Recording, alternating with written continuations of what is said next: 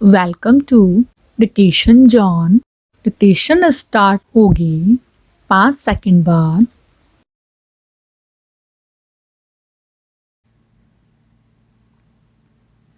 जिस दौर में वक्त की मार से उदासी और संकट जीवन का हिस्सा बन गया दिखता हो, वैसे समय में हंसने हंसने की बात थोड़ी अटपटी लगती है। लेकिन सच यह भी है कि जीवन में जगह बनाते दुख से छुटकारे की इच्छा शायद सबकी होती है, और इसके लिए खुशी की खोज में हर व्यक्ति प्रयासरत रहता है। इसके लिए कभी हम गमगीन माहौल को हल्का बनाने के लिए कुछ बातें तो कुछ स्थितियां गढ़ते हैं। उदासी में घुल रहे अपने आसपास के लोगों को किसी गतिविधि से या कभी लतीफ़ा या हास्यबोध से भरी बातें सुनाकर उसकी उदासी दूर करने के जतन करते हैं। यूं भी हास परिहास के पल हमारी जिंदगी के महत्वपूर्ण क्षण होते हैं। यह एक ऐसी प्रक्रिया है जो जिंदगी की भागम भाग और थकान से उत्पन्न नीरसता और एक रास्ता को तोड़ने का काम करती है। लतीफ़ा यानी चुटकुला हंसने हंसाने का अचूक अस्त्र है, जो वातावरण की ऊब को तोड़कर उसमें वह रस घोलता है जिसमें डुबकी लगाकर हर कोई अपने आप को एकदम तरोताजा और स्फूर्तिवान पाता है। लतीफ़े का जन्म कब और कैसे हुआ, इस संबंध में प्रामाणिक रूप से कोई कुछ नहीं कह सकता, लेकिन माना जा सकता है कि मनुष्य ने मन की खिन्नता और उदासी से मुक्ति पाने के उपायों के तहत फुर्सत के दौरान ही लतीफ़े का इजाद किया होगा। यह भी जरूरी नहीं कि लतीफ़ा इंसान के दिमाग की सुविचारित उपज हो। इंसान की परिस्थितियां, संवाद, द्वंद्व और अप्रत्याशित घटनाक्रम के साथ अकस्मात ही लतीफ़े का जन्म हो सकता है। पैरा लतीफ़े का विषय कुछ भी हो सकता है। देश, काल, परिस्थितियों के साथ साथ व्यक्ति या फिर वर्ग विशेष के गुण धर्म, आदत और पशु पक्षी तक को लतीफ़े का विषय बनाया जाता रहा है। लतीफ़े के पीछे मूल रूप से हास्य की भावना काम करती है, लेकिन कभी कभी इसमें व्यंग का पुट भी दिया जाता है। हास्य मिश्रित यह व्यंग अधिकांश चुभन पैदा करने के बजाय गुदगुदी का ज़्यादा एहसास कराता है। इस प्रकार के लतीफ़ों का उद्देश्य इंसान को उसके व्यक्तित्व और आचरण की कमजोरियों और कर्तव्य का बोध कराना भी होता है। लेकिन कई बार जाति, रंग और लिंग को लक्षित करके गढ़े गए लतीफ़े सुनाए तो हंसने हंसाने के लिए जाते हैं, लेकिन उससे एक खास तरह की रूढ़ व्यवस्था और राजनीति को खाद पानी मिलता है।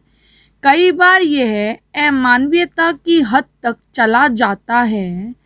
इस तरह हंसने हंसाने की कोशिश को महज लतीफ़ेबाजी तक समेट नहीं देखा जा सकता।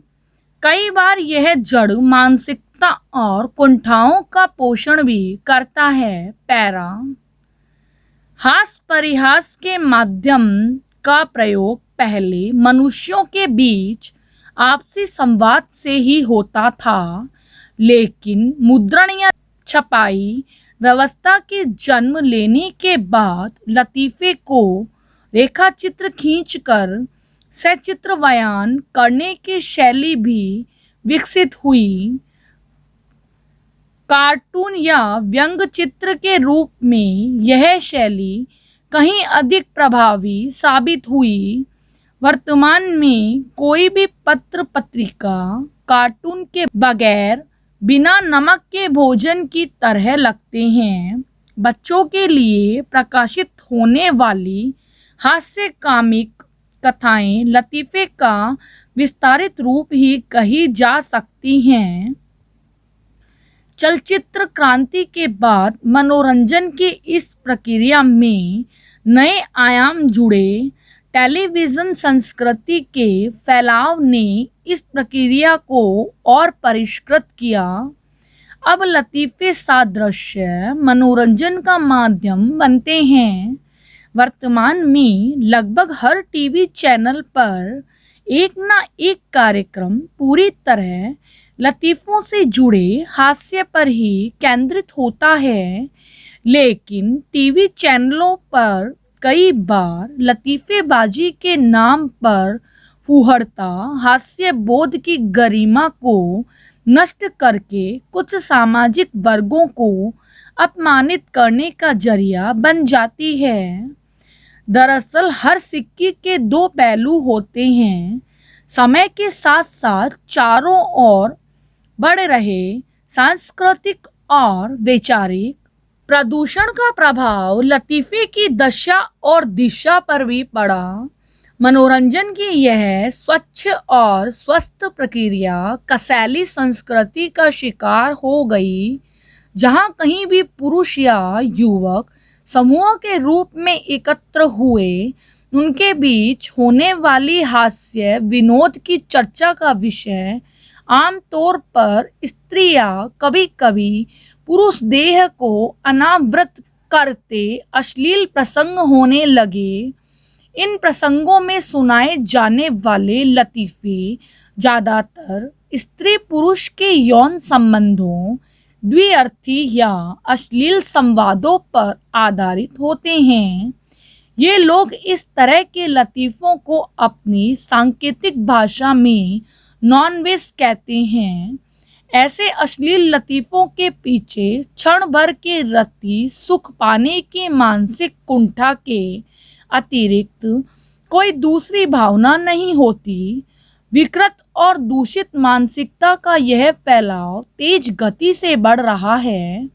अब तो मोबाइल के द्वारा SMS और MMS के जरिए इस तरह के अश्लील लतीफ़ों का आदान प्रदान होने लगा है। स्वस्थ मनोरंजन के इस माध्यम को क्षणिक मानसिक रति सुख पाने की कामना में विकृत और दूषित करने की इस प्रकार की कोशिश न केवल घृणास्पद है, बल्कि चिंतनीय भी है। यह न केवल हास्य बोध और हंसने हंसाने की परिस्थितियों को विकृत करता है, बल्कि इससे जिस तरह की मानसिकता तैयार होती है वह व्यक्ति की गरिमा को गम करती है। सवाल है कि क्या हंसना हंसाना इंसानियत के हनन पर संभव है? पैरा, जो कुछ भी आप बांटेंगे वही साथ जाएगा। प्रेम बांटेंगे तो प्रेम, नफरत बांटेंगे तो नफरत। दुनिया में अकेले रह लेना अच्छा, लेकिन बुरे लोगों के बीच में कभी ना बैठना और न ही बुरों की संगति करना। पड़ोस में भी यदि कोई बुरा आदमी बस गया तो तुम दुखी हो जाओगे। केला और बेर दोनों पेड़ पास पास थे। केला तो बहुत कोमल होता है, सज्जन है, विनम्र है, और बैर के पास कांटे ही कांटे हैं। सांप का दांत भी बैर के कांटे की तरह ही होता है, मुड़ा हुआ। मछली पकड़ने वाले लोग कांटा लगाते हैं, वह भी इसी तरह मुड़ा होता है। उसकी गुट्टी मुड़ी हुई होती है। चुभेगा लेकिन फाड़ेगा ज्यादा। इसी तरह दुष्ट आदमी के वचन चुभ चुभ कर दिल के टुकड़े टुकड़े कर देते हैं। बैर मस्ती में आकर हिलने लगे तो उसकी मस्ती ही एक आध की जान ले लेती है।